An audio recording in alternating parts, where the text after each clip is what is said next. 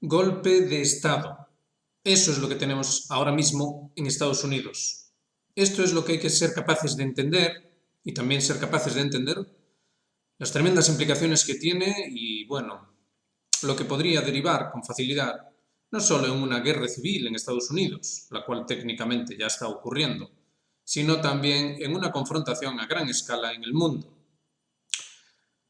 En las últimas horas, básicamente, se ha dicho que Irán ahora, mágicamente, Irán, en solo 2 semanas, fíjense qué corto periodo de tiempo nos arrojan ahora, en solo 2 semanas podría tener facilidades nucleares, bueno, más directamente, podría obtener la bomba atómica en 2 semanas. Y Sullivan ya se ha adelantado, Blinken, Sullivan, ya se han adelantado a decir con toda claridad que no van a permitir tal cosa. Entendamos que, mientras esto está ocurriendo, en Israel continúan los problemas.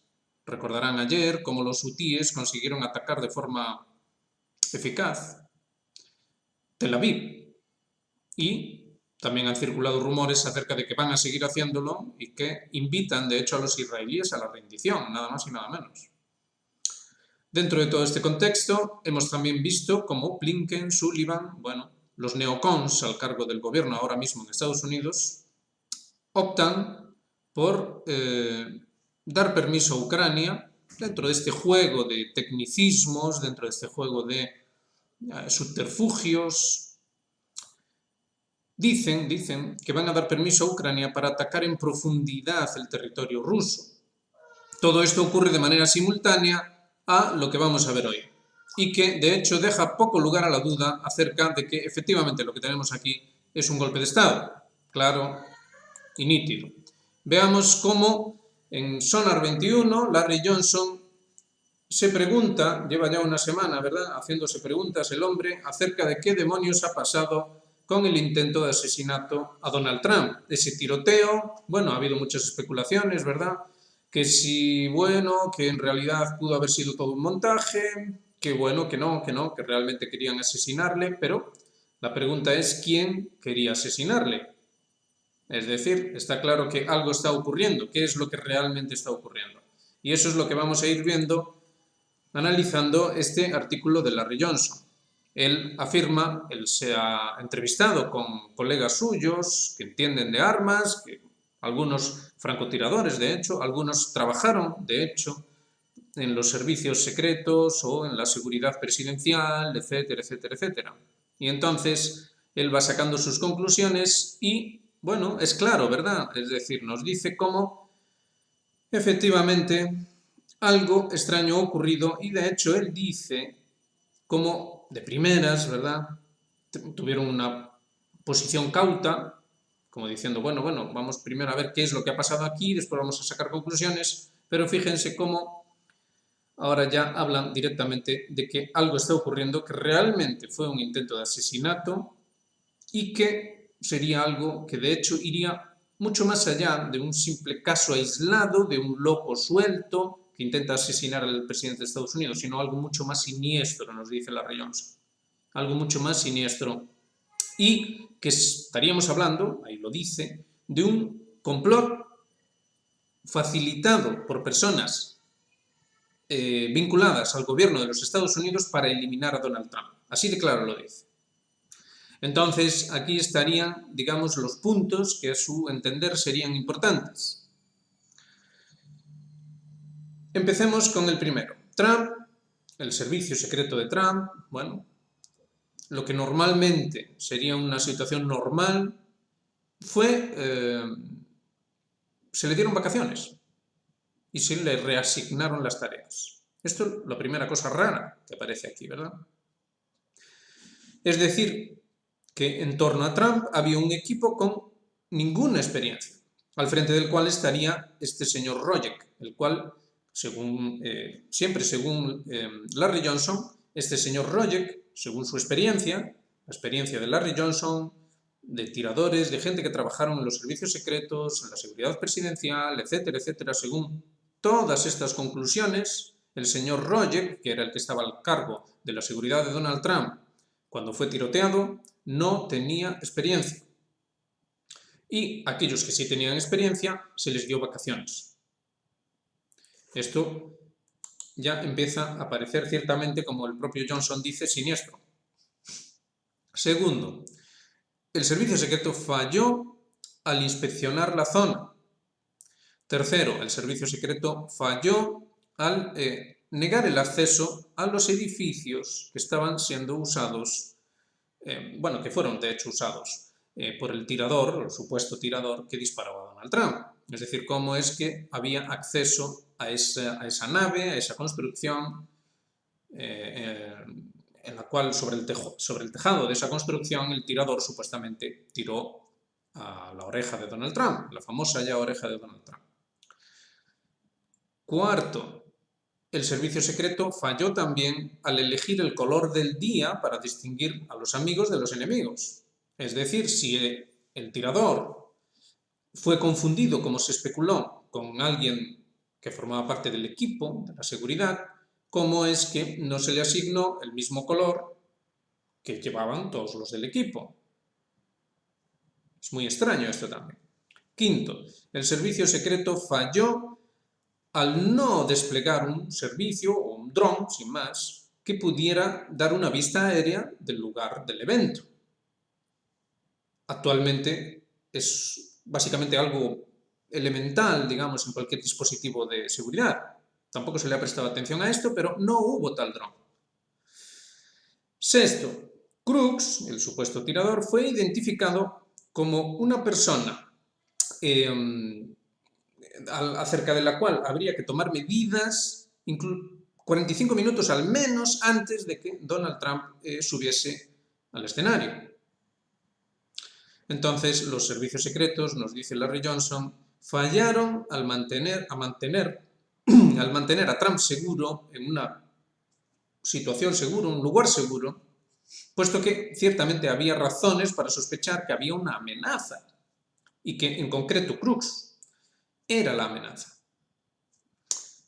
Entonces sigue diciéndonos que, bueno, él ha discutido todo esto con Larry Cunningham, pero bueno, también con otras personas, y habla también de la especulación acerca de un segundo tirador. Ustedes ya sabrán que se especuló acerca de que pudo haber un segundo tirador. Y entonces Johnson aquí dice algo interesante y dice, tengo una pregunta para quienes están, digamos, de acuerdo con esta teoría.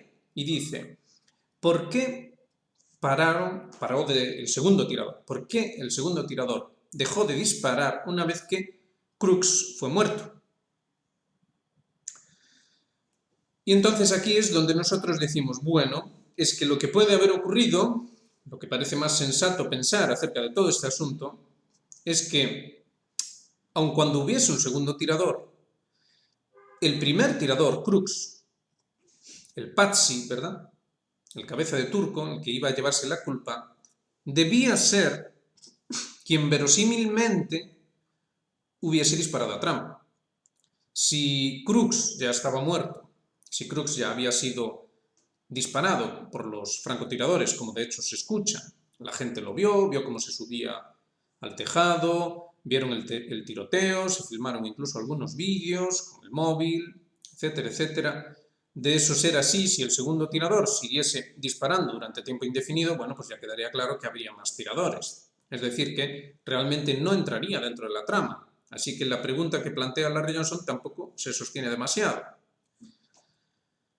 Entonces, concluye diciendo que, bueno, ha visto los vídeos acerca del tiroteo que supuestamente efectuó Crooks y, bueno, verificando todo y la cuestión del segundo tirador y todo esto, dice que, bueno, que esto no podría ser, pero queda ya muy claro cómo habla de 4 disparos, 3 impactaron en 3 heridos y un cuarto asesinó a un hombre.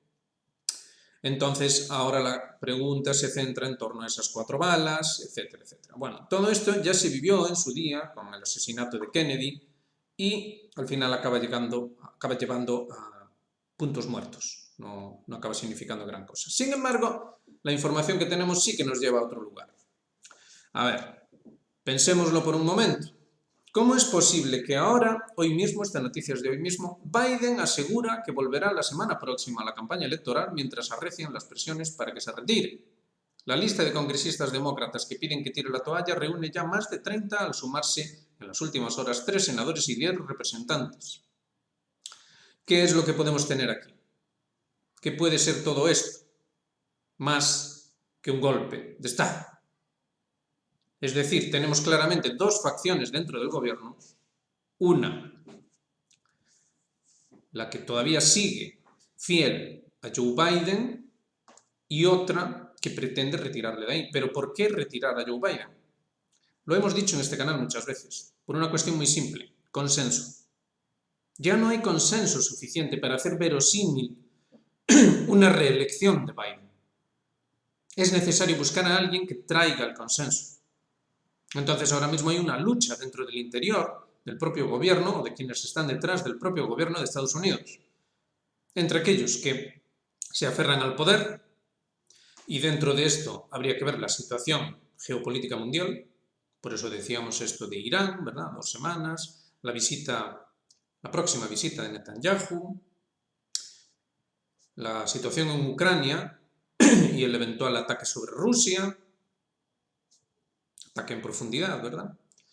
Es decir, dentro del gobierno tenemos a los neocons, representados ahora mismo mayormente por Sullivan y Blinken. Antes también Nuland. Y sobre Nuland también se habló de que antes del tiroteo a Trump, ¿verdad?, decía que Putin, si esperaba que Donald Trump llegase al poder, ella dijo que se iba a llevar una sorpresa. Y entonces ocurrió el tiroteo. Nuland obviamente sigue cercana a los núcleos del poder. Entonces tendríamos una división. Tendríamos quizá los neocons, quizá la cosa es más compleja, pero al menos los neocons permanecerían fieles a Joe Biden, no porque les entusiasme Joe Biden, sino porque sencillamente la cuestión debe resolverse en semanas, en días o semanas. Por eso quizá nos han salido ahora con 2 semanas con respecto a Irán. Y otra facción, sin embargo, que busca el consenso, que se preocupa por la cuestión de mantener el consenso, es decir, mantener a la gente convencida de que el presidente es el más popular, optarían por quitar de en medio a Biden, porque saben que no van a conseguir el consenso con Biden, y entonces habría que colocar a alguien que sí traiga el consenso, alguien que sí sería verosímil que fuese el más popular, el representante de todos los estadounidenses. Esta es la cuestión. Entonces, tenemos claramente que se cumple la definición de golpe de Estado. Actuación violenta. Bueno, lo que ocurrió en el tiroteo a Trump es una actuación violenta y rápida. Si algo tenemos ahora es rapidez en todo. Generalmente por fuerzas militares o rebeldes. Bueno, sí, serían las propias fuerzas del propio Estado estadounidense. Facciones dentro del propio Estado, por la que un grupo determinado se apodera o intenta apoderarse de los resortes del gobierno de un Estado desplazando a las autoridades existentes. Eso es exactamente lo que tenemos. Y esto suele llevar, bueno, al menos en algunos casos lleva a la guerra civil, puesto que la facción que es desplazada puede no aceptarlo y tratar de conseguir el poder mediante la guerra. ¿Qué es lo que se juegan? Se lo juegan absolutamente todo. Se lo juegan absolutamente todo, porque Rusia, mientras estamos hablando, sigue avanzando. Las bombas guiadas están destruyendo las fortificaciones ucranianas. Ahora se habla de que seguramente Krasnogorovka caerá en cuestión de horas o días. Una tras otra, las fortificaciones van cayendo, el frente se ve cada vez más desestabilizado y la situación interna en Ucrania no para de aumentar la tensión también. La caída, ya lo dijimos aquí muchas veces, la caída de Ucrania es sencillamente inasumible para quienes regentan el poder ahora mismo. Es decir, en este caso serían los neocons en Estados Unidos. Es del todo inasumible porque tiene implicaciones económicas. Tiene implicaciones económicas y ya saben, dentro de este mundo moderno, lo económico lo mueve todo. Entonces, digamos que la única solución dentro de este complejo galimatías pasa por retener el poder en Estados Unidos, pero ojo, ese retener el poder en Estados Unidos implica necesariamente una guerra a mayor escala. Es decir, una cosa va junto a la otra. Por otro lado, también tendríamos que otros, parece ser, optarían por una solución de consenso, pero, cuidado, quizá también consenso para llevar a lo mismo, a la guerra. De hecho, no hay nada que haga suponer lo contrario. Parece ser que el círculo de Obama, los que se mueven en torno a su círculo, parece ser que serían los representantes de esta cuestión. Aún está por saberse, pero bueno, al menos da que pensar. En cuanto a los republicanos, ¿qué pasaría con los republicanos? Los republicanos supuestamente, claro, especialmente en este momento, deben tomar la posición política como que les interesa la paz. ¿Pero pueden permitirse dicha paz? Bueno, quizá en algunos puntos sí. Quizá en algunos puntos de la confrontación general sí, pero obviamente van a necesitar recurrir a la guerra para mantener el imperio en marcha igualmente. Y no hay ninguna señal que dé a entender que pretenden terminar con el imperio, a pesar de la retórica que se pueda desprender. Con lo cual tenemos que todas las respuestas llevan a lo mismo, la guerra. Entonces, si hemos llegado a este punto de golpe de Estado en Estados Unidos es precisamente por eso, porque no hay forma, digamos, de solventar la situación. Por un lado, presiona la superioridad militar rusa, superioridad no solo militar, sino también diplomática. Pensemos en los últimos días en la función que ha hecho Lavrov en el Consejo de Seguridad de la ONU, cómo ha sabido poner todos los puntos sobre las íes de forma muy eficaz. Entonces, digamos que los rusos se están imponiendo de forma efectiva, pero esto no es asumible para el imperio. Entonces, digamos que la tensión se ha transportado. La tensión que se suponía que iba a haber en Rusia, ¿verdad?, que iba a caer el gobierno, etcétera, etcétera, se ha cambiado de bando y ahora la tensión está en Estados Unidos y en su gobierno. Entonces se necesitan varios elementos. Uno es la guerra, otro el consenso. Y sobre eso versa este golpe de Estado y esta lucha entre facciones, claramente. Esto es lo que tenemos. Tenemos una situación extremadamente peligrosa en la cual, bueno, cualquier cosa puede ocurrir. Quizá esa tan hablada desde hace tanto tiempo guerra civil, ya lo veremos, pero lo que sí está claro es que la situación es muy inestable y ese colapso occidental del que hablábamos aquí desde hace tanto tiempo, está claro que está a la vuelta de la esquina. Está muy claro. Así que cabe mucho reflexionar, pero volvemos a lo mismo. Se cumple la definición de golpe de Estado y esto va a traer consecuencias. Pensemos también en lo que veíamos ayer acerca de esa comunidad política europea. Algunos dicen que lo que se está preparando en Europa, en las élites europeas, es, digamos, que el mundo, la realidad europea, vaya, una vez que acceda Trump al poder. Nosotros creemos que no. Nosotros creemos que lo que hacen esas élites europeas es prepararse para cuando sencillamente el golpe de Estado en Estados Unidos derive en guerra civil. Eso es lo que creemos. Entonces, ¿que Trump llegue al poder? Bueno, sería posible. ¿Lo hará sin guerra civil? La verdad es que lo dudamos mucho. ¿Cómo se supone que va a contentar a esas fuerzas? Esas fuerzas que, según nos estaba contando Larry Johnson, están dispuestas a llegar hasta las últimas consecuencias. Fíjense que él lo tilda de siniestro, un complot específico para matar a Trump, facilitado por personas asociadas al gobierno de los Estados Unidos. Esto es como lo califica Larry Johnson.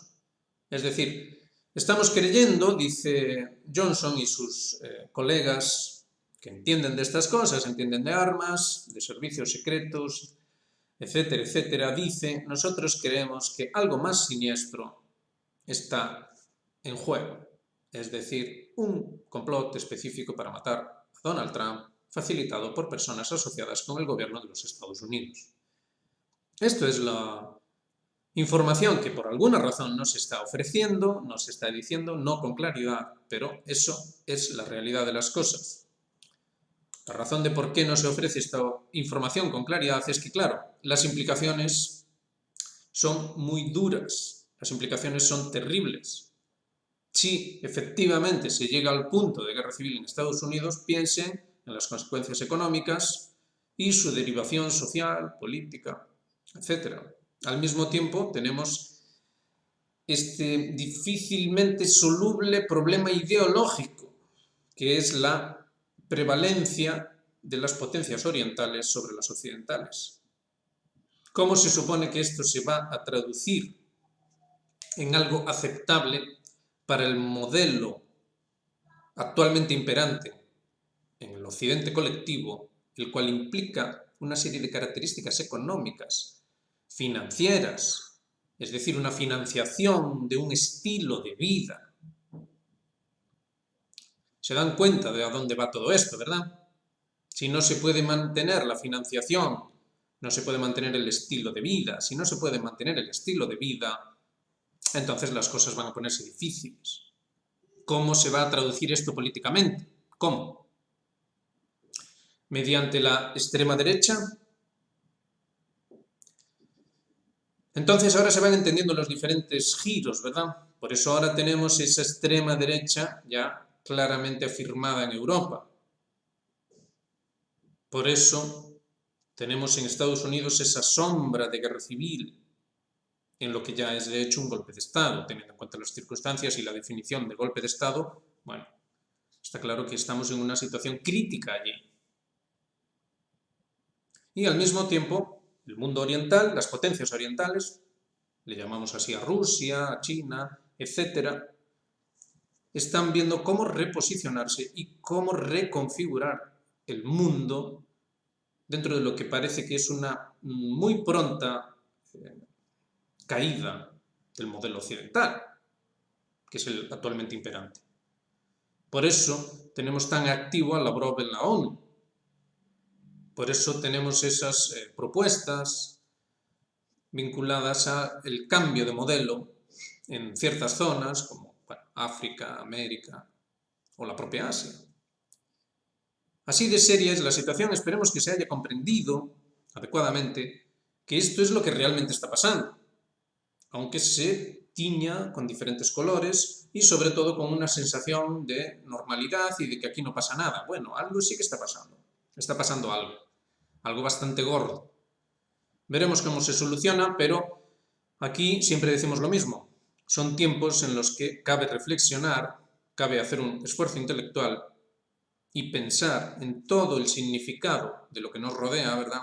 Y plantearnos si la modernidad no habrá fracasado. Plantearnos si no sería deseable volver a un planteamiento de auténtica civilización. Puesto que las soluciones